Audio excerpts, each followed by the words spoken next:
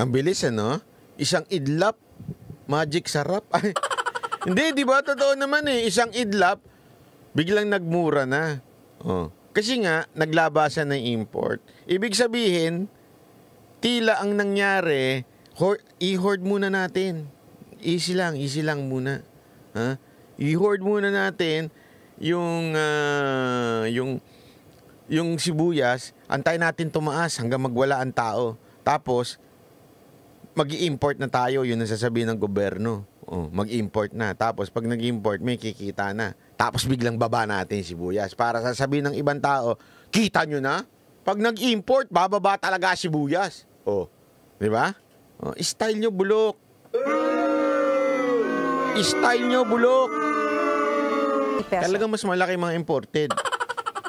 Oh, pati sa carrots, 'di ba yung mga imported na carrots, malalaki din eh.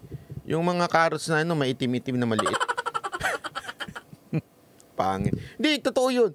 Yung mga carrots na galing China, yung mga galing sa, alam mo naman, mga Chinese, import, parang yung Chinese, Philippine, ganun, mga ganyan, na pangalan.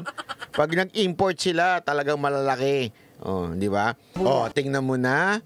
Sabi ng Department of Angkat, mas bababa pa yan. Kasi nga nag-import na tayo.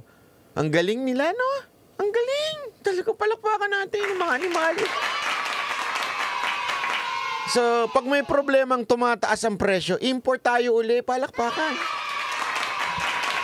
Mga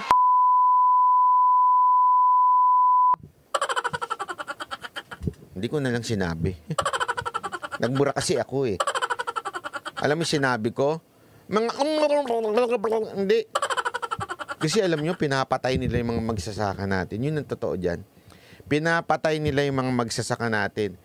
Kita mo nga yung mga magsasaka natin, hirap na tapos hindi na mabibili yung mga sinaka nila kasi nga, ang mahal-mahal na ng, ang baba na nga ng kuha sa kanila, nananadya talaga yung mga gumigit na, tapos, ang taas-taas pag hindi nag-import, bibebenta sa merkado, di ba? Kita nyo mga... Ang dami yung nabudol, di ba? Alam mo, ako natutuwa ako. Ito, walang biro ito. Kanina, may mga namimito tayo sa labas at talagang mga tatay na ho ito. Laging lumalapit sila, alam mo, ipagpatuloy mo lang yan na nagising na kami. Yung mga ganyan, ipagpatuloy. Siyempre, naintindihan ko naman na they cannot talk. Sometimes they cannot talk. They cannot express themselves through social media. Maybe because of their job. They have to be hindi political. Naintindihan ko yun. Pero every time na sinasabi nila sa akin, alam mo, ituloy-tuloy mo lang yan. Kasi ako, sabi ko nga pwede naman tayo manahimik na lang sa buhay natin. Mag-ride-ride na lang. Kumain na lang ng kumain ng masarap. Kaya lang, sabi ko nga, kawawa talaga yung mga farmers natin. Papatayin talaga yung mga farmers natin, no? Isipin niyo yan. Nagsimula yan sa asukal, eh. Pinatay nila yung industriya ng asukal. Diba? Tapos sumunod-sunod, ito naman sibuyas. Ano pa ang papatay nila?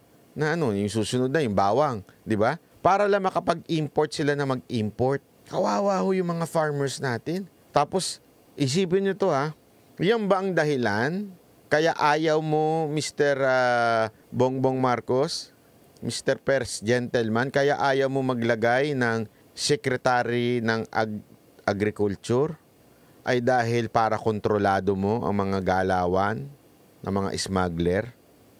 Hindi, ako nagtatanong lang. Or, kasi wala naman siyang say. Or, ayaw lagyan ng asawa mo ng Secretary ang DA para mas madaling makontrol ang buong ahensya. Yun ang tanong.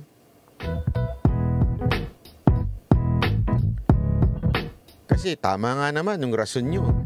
Kung ba't ayaw nyo maglagay pa para hindi na mabilis na ang galawan dahil kayo na ang presidente, kayo na magdi-decide.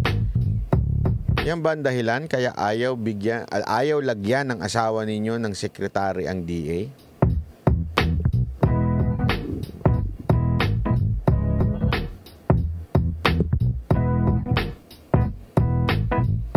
Kasi nga naman, baka mamaya magkaroon ng matinong sekretary tapos yung sekretary na makuha, pumiyok.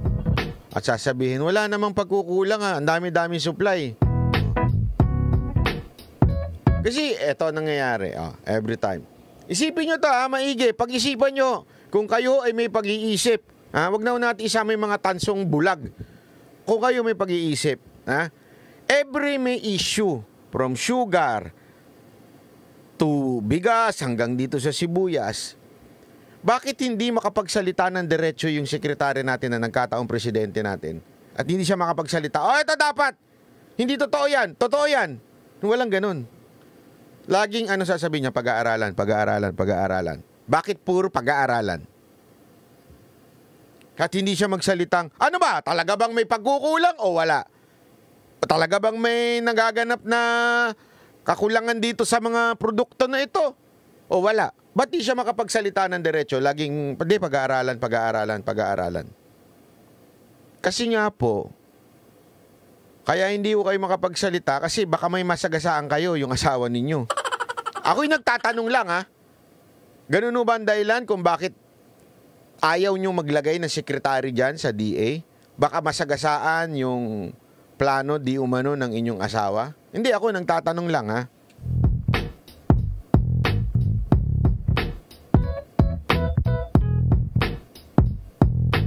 Kasi napaka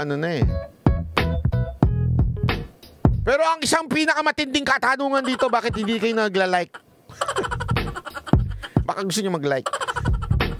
Grabe katanungan yan Hindi, di ba? Isipin nyo na maigi yun. Bakit? Don't tell me.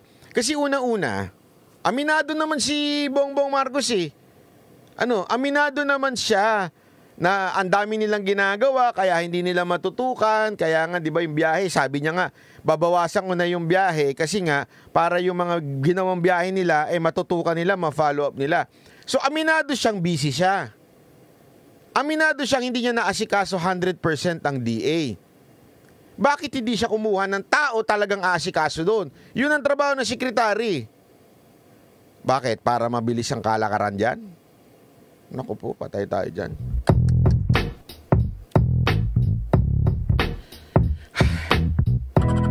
Bukas na bukas, mamamalengke ko sa Hong Kong.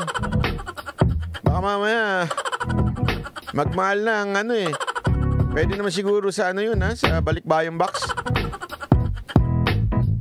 Baka bukas magmahal na mga kape. Ako po. Parang awa nyo na, magwawala talaga ako pag nagmahal yung kape. Hay! Naka! Buhay! Naku talaga. Kayo talaga, oo.